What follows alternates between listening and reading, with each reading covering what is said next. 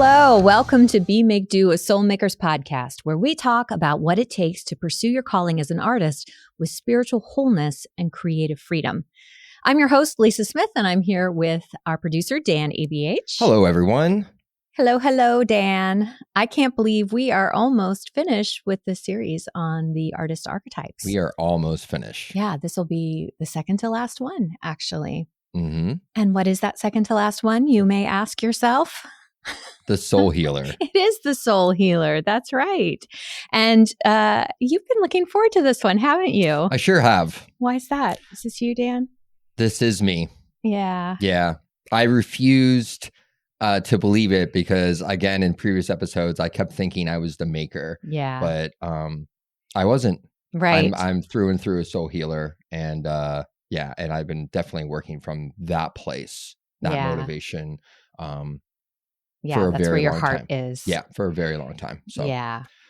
Well, I'm glad to be having this conversation with you because this actually, the Soul Healer is where all of this began. This whole archetype business, actually. Okay. And I've honestly thought every time we've come to record one of these, I thought, gosh, like I'm not an expert. Like this isn't a scientific study that we've developed, and I don't want to come across as, telling people what to do or something like that. But I do love it as a tool, and because it's so useful and it's so practical. Right. This is something that came out of coaching artists, especially in the last 10 years. I just started really noticing something interesting when you connect with Christians in the arts. There are questions and things that kind of trip people up about how do I connect my art and faith? Does my art and faith have to connect? Do I have to make a living? Should I be doing something in church? Should I be doing something over there? Maybe I have so many different kinds of interests. How do I put them all together? Which is really interesting because it's very different from the maker. The maker, it's not an issue. They make art. That's what they do. Right. And if you don't like it, that's your problem. They do this thing. But these other categories can get really tricky if you're not aware of the things that are motivating you. It can get really paralyzing to make decisions because you start looking to the shoulds. Right. Should I go get my MFA? Or should I go to school to become a therapist? Like those are two totally different things, right? Very different. And by the way, I need to get a job. So should I take this? Maybe I can do both of those, but I don't have the money for both of those. Both of those take a long time, but it becomes so confusing, I think, when you don't know why it is that you do what you do or what it is that you really want, what your heart really desires. Yeah. I was looking at questions that consistently come up and putting them into categories, categorizing them and looking at the questions people ask and the motivations. This is where the archetypes just sort of like revealed themselves and became consistently that people resonated in these spaces. So I'm excited to talk about the Soul Healer today and kind of get to this place of starting to wrap up what we're doing. And for those that are resonating with what we're talking about, if you're wondering if you're a soul healer, go ahead and go to soulmakers.org/quiz or click on the link in our show notes. And with that, let's get started.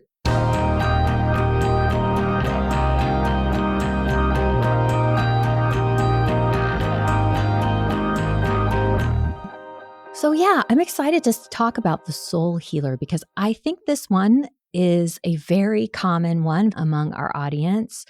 They do have some of the mystic sensibilities in the sense that art making is a means of making sense of things. It's, obviously they care about craft, they care about making a difference in the world. Maybe they're a little bit of a lot of things. I think storytellers and soul healers sometimes are on the cusp of each other. But the main thing about the soul healer is the outward focus. That's the main thing. Yeah. Like they may love art, love the craft of it, but it falls flat if it doesn't have a connection for somebody else. If it doesn't create a space for people to, like with the mystic, I think the mystic is making sense of the world for themselves, whereas the soul healer wants to create spaces and opportunities for other people to make sense of the world through art making, right? So want to create spaces where other people get to engage the arts to move towards healing or connection or spiritual development. There are a lot of artists in ministry who have this kind of connection that they see the power of art to do these kinds of things. Yeah. So how does all that, like that's kind of a very broad description and definition. Would you say that that's accurate for what the soul healer is? Yeah, I think so. I think growth is a big part of that, of seeing people's growth. Right. So like to bring healingness and to bring wholeness to others, which also falls into that growth category. Right. And then also listening to the community's needs, Right. I think too. So it could also span from an individual or other individuals, but I think the broader thing for some soul healers is listening to the community's needs and then trying to help that community, whether small, large, or medium, see the light of day of what they're trying to accomplish, especially if they have the resources and they have the bandwidth, the soul healer, that person. Right. So this is what we're trying to get at with the motivations is by understanding your motivation, you can understand what is soul filling and what's soul killing. Wow, why did we just wait till now to come up with that? I don't That's know. Good. That is good. So it's the difference between what's soul filling and what's soul killing, really, to understand how you use things and what are you internally marking as success or failure. And obviously, like we said, for the soul healer, it's all about art, all about creativity, but in a way that is bringing people into a space of belonging and growth and healing. Yep. And those are wonderful, beautiful, beautiful things. And they sound amazing, and they are, but it's so full of traps. Yep. Don't you think? Yeah. The challenges. I sure do. Well, you tell me, okay, so tell me why you see yourself as a soul healer. What marks you as a soul healer? I think I can speak to, especially for those that are getting their results in, if you take a look at some of the statements, I'd love to speak on some of those, which could also lead into challenges that have happened because of those things. Yeah. But this idea of helping people find community excites the soul healer, and also providing a safe and comfortable environment for those to feel welcome, feel like they belong, and feel like they're being listened and cared for. Right. Then there's the projects that can happen with that. Then there's the mentorships that can, or events, things like that. And so those things excite soul healers. And I can just speak to myself. Those things really drive a person like me. At a young, ripe age too, I was 22 years old where I felt that's what I wanted to do was help people. But I didn't have the spiritual structure. I didn't know why. I thought I was weird. I still do. But I'll finally reveal my age, everyone. I'm 41. So almost 20 years from working from this motivation. And there was a lot of revealing for me because, again, the first couple of years I was very confused, but I couldn't steer away from that. Like I have to do this. I have to do this. And then comes this spiritual journey, because after a while, I'm just like, what is the purpose of what I am doing? Am I being called to do this? Somebody put some sort of strength in me. It had to come from somewhere. It had to come from somewhere. And later on, I obviously knew that was God working through me. But in my 20s, I didn't. So it was a very, very confusing time for me. But even I can't believe almost 20 years later, I still got up yesterday and went straight to rehearsal with my community, my band, whatever that community is, and worked with them. And quick story on that, one of our members didn't come because they wanted to work on something by themselves. And I was kind of distraught about it. I was like, no, we all have to work together. We can't be split apart. So I'm still working from that place. Yeah. That sensitivity to the group dynamics and what everybody brings to the table. Yeah.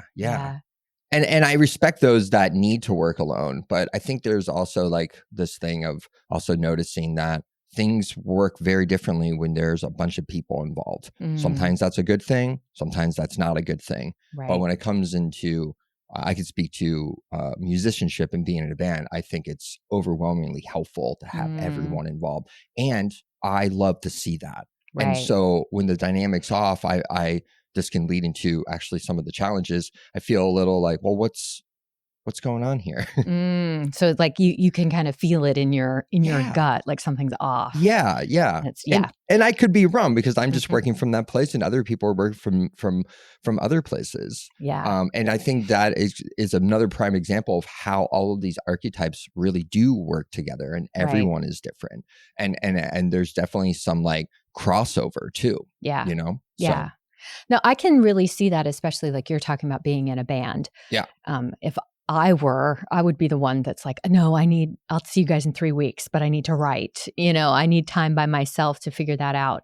But you're right. The group dynamics does change things and make things so much richer, which is why it's so nice to have somebody who is focused in those spaces to draw other people out and create a space. But also I think soul healers help people to believe in themselves and to see themselves in a way that maybe you didn't see yourself before, or feel like you could do things before. Like they are wonderful workshop leaders and, community building kinds of people to use art as a way to bring people together, to talk about hard things, to experience community, which is a hard thing to experience. Yeah. And like you said, to grow. So yeah, it's a really beautiful gift. Absolutely. And to speak to what you just said, about them witnessing that too, about knowing that they see art transform people. Right.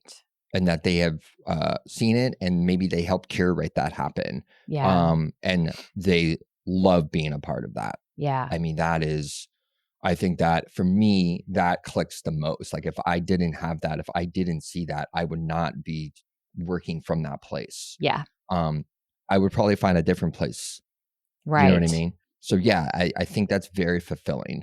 So, but then there's challenges with that. Yes. And I think the biggest challenge for me, and we could speak about some of these on the quiz, but one of the biggest ones is burnout. Yep. I mean, burnout, I think, is one of the key things that can happen because you're working with people and you're working to make something happen. And if those things don't happen a certain way that you think they're supposed to happen, it doesn't mean that it's wrong, but that can cause burnout. You know what I mean? Yeah, absolutely. I think another trap that I fall into is that I think that if I do these things, it's going to be contagious. And if it's contagious, then other people are going to take over and it's going to grow. And that in the past like 20x years, that has definitely been a learning curve for me. Right. That I had to learn, like, not everyone is going to be like Dan. Right. But then the burnout also happens because then you start to see a lot of people rely on a Dan or a soul healer. And so that causes burnout because they want to help that person. But how much is enough? Yeah. So how much is enough? This is a really, really, that's an important piece for soul healer. Yeah. All these things that you're talking about with burnout, and coming with this sense of everything that is fulfilling about it is getting to see other people grow and take to the next level. Yeah. And yet not everybody's going to do that. And you can pour in and pour in and pour in and pour in. Yep. And if that's your soul, kind of like feeding yourself, if that's completely what's feeding your soul, then it goes dry. It can go dry because even when you're working with artists, that not everybody's a soul healer, not everybody's interested in the same things you do. But also, I would say, like, underlying everything you are talking about is this connection between your feeling okay and your feeling like you're in the right place and things are good, and the other people also feeling good and like, and healing and all of that. So your sensibility and sense of self can get wrapped up in somebody else's sense of self and whether or not they've healed. And you can feel, you can get stuck in what I would say is wanting it more than they want it. Mm-hmm. And that's really a recipe for burnout, for sure. Yeah. And also being in a position where you're unable to connect also is sort of a wide awakening. You know what I mean? Where it's like, oh no, I lost my superpowers. Right. You can feel like there's something wrong with you. But that's not true. But that could be a challenge. And that has definitely been a challenge for me. And it still is. Like it still is to this day. I try to work through it, you know, and I think working through it has been communication and letting people know, especially if I'm the leader of something or a co-conspire. I think that when people, the people that you're working with, especially for people for a long time, you set this expectation that they're going to be like you. Right. Or they're going to, they learned, you fed into these people for so long and then realize that they're not going to be like you. Right. But you did help them. Yeah. They did have growth. Yeah. They did have all these things that you wanted to in the beginning of why you started. You know what I mean?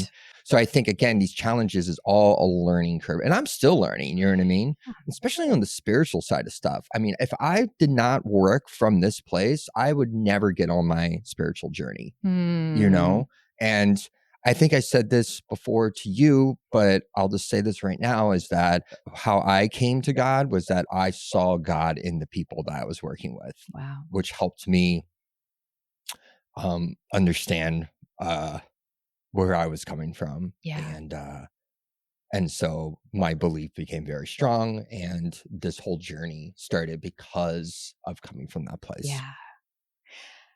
And it's so beautiful. Like I can see that making you emotional, and it is because it's so beautiful to be a part of a spiritual community or a community of people where you see and feel God at work, and then you feel surrounded and you feel supported, and you're kind of like feeding back, and everything is like, oh my gosh, like I see, you know, God is working all over the place. This is crazy.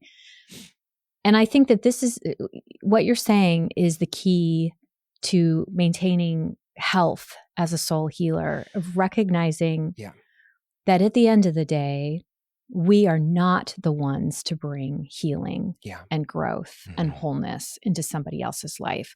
That's something that God does. And that's the journey between them and God. And even their artistic, like that's been a thing for me, is like, I see the potential. Why don't you meet your potential? But that's not my role. I cannot do that for somebody else. That's something that they have to do. But that doesn't mean that they failed. That doesn't mean that we shouldn't be satisfied, because I think it's learning to understand how we are working with God in partnership to be a point on a journey, to create a space for God to fill for those people, to be a tool that they learn, to be a voice that they remember. Yes. And that's what gets the well done. And that again, is a challenge too, because where soul healers get confused is that they're making it more about them, and they're putting so much responsibility. So it's all well and great when everyone is being transformed and changed. Everybody comes together and the events go good, and you mentor some people, and they become these amazing artists and adults. Yep. But then you get so like hung up on the ones that you didn't. Yeah. And that's not important because you're not in charge. Right. At the time though, you don't think that because you're so driven by this. And it's an identity crisis sometimes that I have thought that my job is to fix people. Right. You know what I mean? Right. And I have, and you know, I have had major burnout because of that. I have had to stop projects because of it. But stopping those projects was a big growth for me, because it's like, you have to ask yourself sometimes, not for me. Yeah. This is not for me. Yeah. I can't do this. Yeah. And I don't have to do it. Yeah. You know, and you need that spiritual discipline to make those decisions. And I can speak to it without that. I just be running myself in the walls all the time. You just get lost. And it also, the other downside of that too And again, this is a great archetype. Sorry that we're being Debbie Downer over it, but I think it's really important because you have to overcome those challenges to continue to work in that way. Yeah. Because what happens if you don't is that two things. One, you start to not believe in people anymore.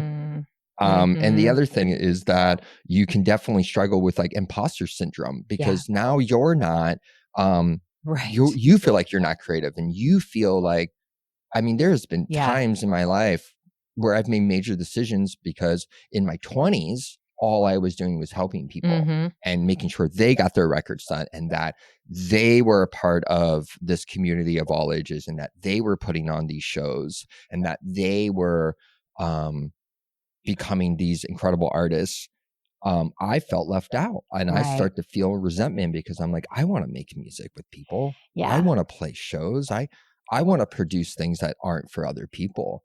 And at the time, it felt selfish. I was just going to say, that's exactly it. I felt selfish. And then something happened the past decade where I was able to blend both of those things. How do I do those things? And the answer for me was to work smaller, work smaller scale, small groups of people, individuals. Right. And with that, I was able to meet an incredibly large community because I was working in it and not around it. Yeah. You know? Yeah.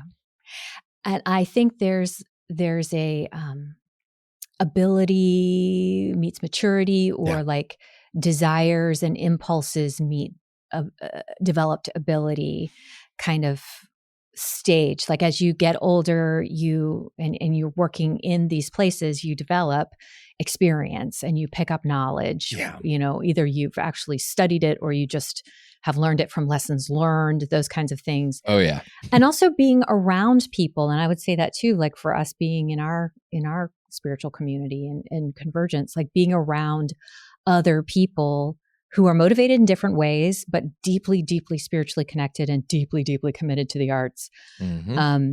You see like, oh, that person like just loves to create and they have no guilt about it.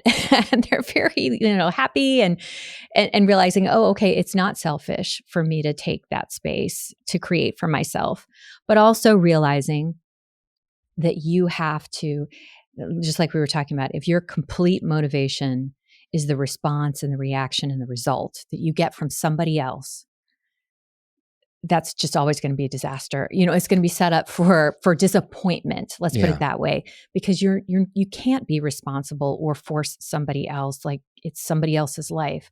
So it is important to have that time of self-reflection and be around others and to be in that space where you're rooting your identity in Christ, so that there is some freedom to let go and let God be God, but also to know that God wants you to use those gifts just to enjoy it.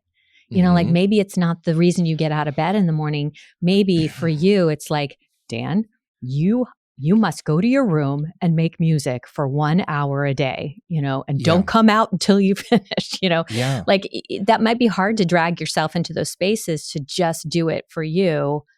But because you did it, then you'll be refreshed. And you have something to give to somebody else.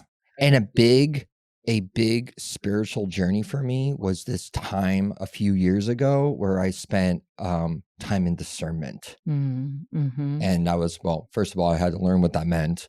And two, that was a very big spiritual growth time for me because I was able to really make some good decisions and not feel like a failure and be honest with people and get those people to be honest of what they want and what they don't want. Right. And so I think it's okay to be honest about your needs. It's okay to be honest. And it could be easier for some soul healers and for some stubborn soul healers, it could be less. But yeah, I think spending time in discernment, working from this place is important. Yeah.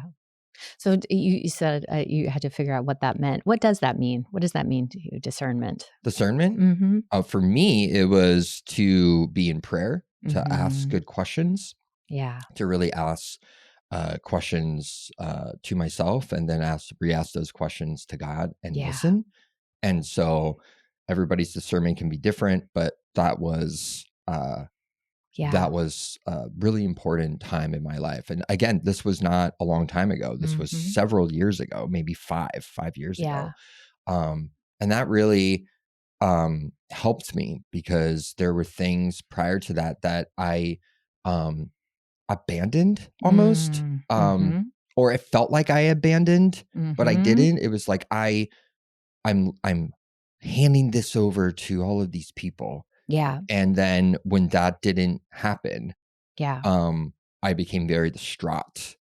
And then, people would ask, "Hey, when are you going to bring this thing back?" And I said, I handed it over. I'm sorry that it didn't happen. And so that made me feel like a failure. Because you disappointed people. Because I disappointed somebody. It could just be one person.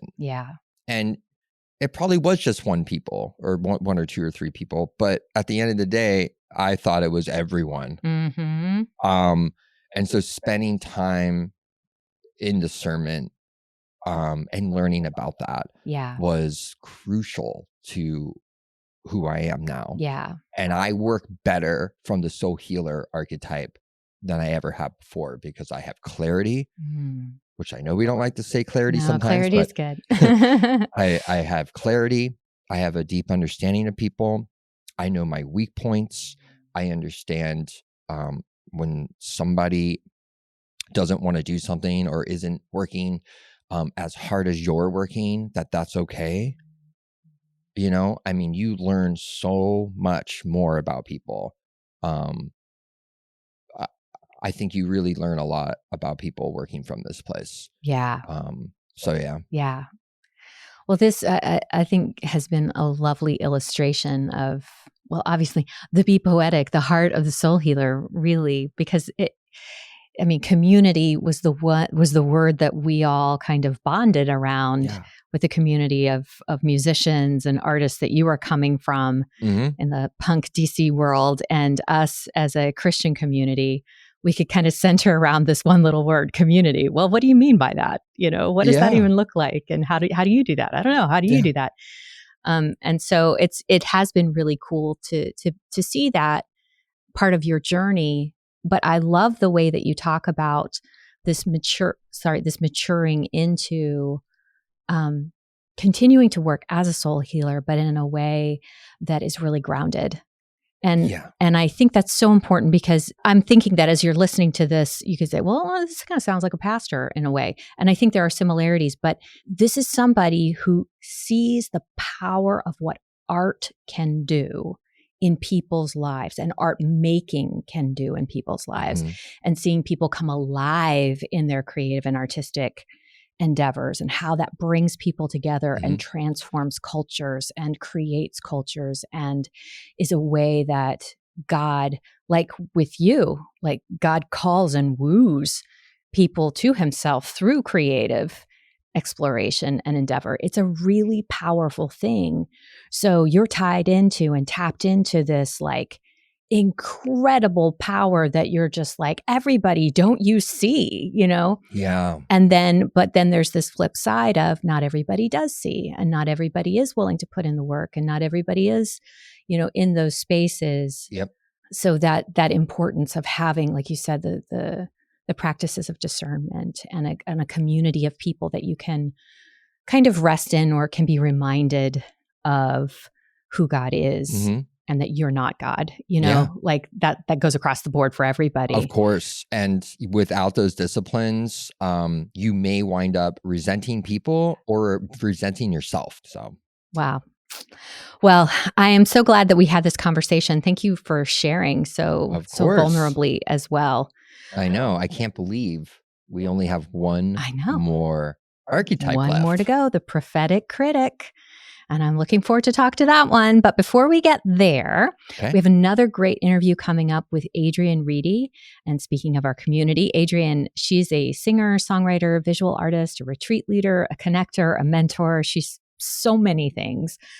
including the chair of the board for Soulmakers and a leader in our Convergence community. And she's going to talk to us about what motivates her and how she maintains this incredible joy that's infectious in the midst of everyday life and everything that's going on. Well, learn more about Convergence by heading over to our show notes. If you have not taken the quiz yet, be sure to do that at soulmakers.org/quiz, and we'll see you next time. Thanks for listening to Be, Make, Do, a Soulmakers podcast. All links and resources are located in our show notes. Want to know your artist archetype? Take the quiz at soulmakers.org/quiz.